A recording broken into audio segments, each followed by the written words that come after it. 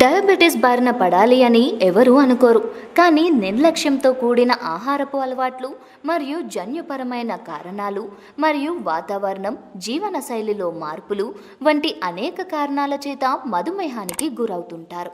అయితే మధుమేహానికి సంబంధించి తగిన జాగ్రత్తలు తీసుకుంటే పెద్దగా ఇబ్బందులు తలెత్తవు. కానీ అశ్రద్ధ వహిస్తే మాత్రం ప్రాణాలకే ప్రమాదం అని తెలుసుకోవాలి. అయితే మనలో చాలా మందికి తాము షుగర్ బారిన పడిన విషయాన్ని మొదట గుర్తించకపోవడం వలన వ్యాధి తీవ్రత ఎక్కువై అనేక ఇబ్బందులు ఎదుర్కొంటుంటారు. మరి ఇంతకు డయాబెటీస్ను మొదట్లోనే గుర్తించడం ఎలా? అసలు షుగర్ సంకేతాలు ఎలా ఉంటాయి?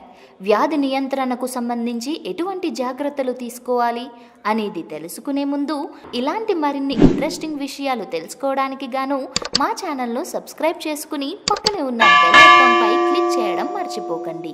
ఇక డయాబెటీస్ సంకేతాలు నియంత్రణకు సంబంధించిన పూర్తి వివరాలు తెలుసుకున్నట్లయితే, మధుమేహం ఉన్నవారికి మూత్ర విసర్జన అవసరంతో చాలా తరచుగా దాహం అనిపిస్తుంది.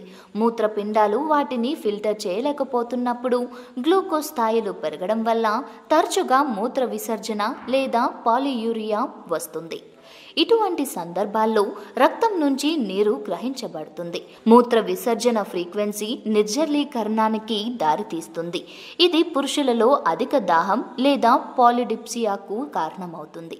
ఇక రెండవది, పురుషుల్లో షుగర్ వ్యాధి అటాక్ అయినప్పుడు అంగస్తంభన సమస్యలు ఎదురవుతాయి. పురుషాంగం చుట్టుపక్కల ప్రాంతానికి సమీపంలో ఉన్న నరాలకు దెబ్బతినడం, శరీరంలోని ఈ భాగంలో అధిక స్థాయిలో గ్లూకోజ్ పేరుకుపోవడం మరియు అంగస్తంభన సమస్యకు కారణమవుతుంది.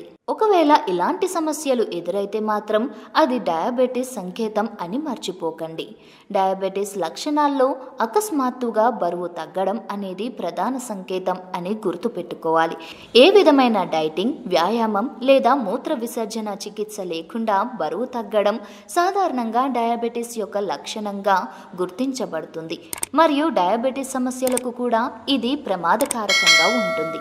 డయాబెటీస్ సోకిన వారిలో ప్రధానంగా కనిపించే సమస్యల్లో ఒకటి దృష్టి లోపం.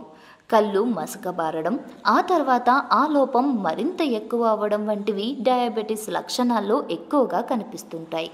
అలాగే గ్లూకోజ్ స్థాయిలలో స్థిరమైన పెరుగుదల నరాలకు, ముఖ్యంగా పరిధీయ నాడీ వ్యవస్థలకు చెందిన వారికి నష్టం కలిగిస్తుంది.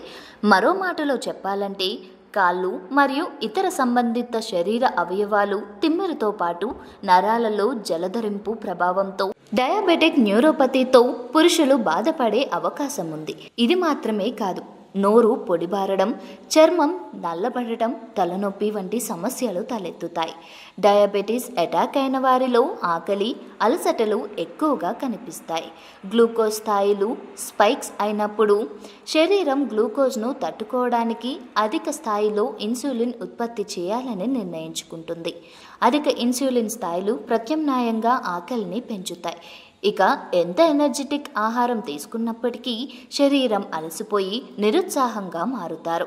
అయితే ప్రీ డయాబెటిక్ సమయంలో ఈ అలసటను అంత ఈజీగా గుర్తించలేరు అని తెలుస్తోంది. మరి ఈ డయాబెటీస్ను త్వరగా తగ్గించుకోవచ్చా అంటే పూర్తి నిర్మూలన లేదు, కానీ సరైన ఆహారపు అలవాట్లు మరియు వ్యాయామం వంటి వాటితో వ్యాధి తీవ్రతను అరికట్టవచ్చు.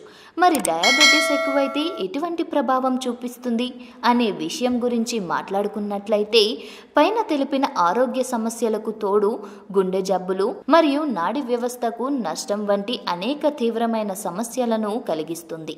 కాబట్టి వ్యాధి సోకిన అనంతరం జాగ్రత్తల వైపు దృష్టి పెట్టడం కంటే డయాబెటీస్ రాకముందే మెరుగైన జీవనశైలి అవలంబించడం మంచిది అని అంటున్నారు వైద్య నిపుణులు.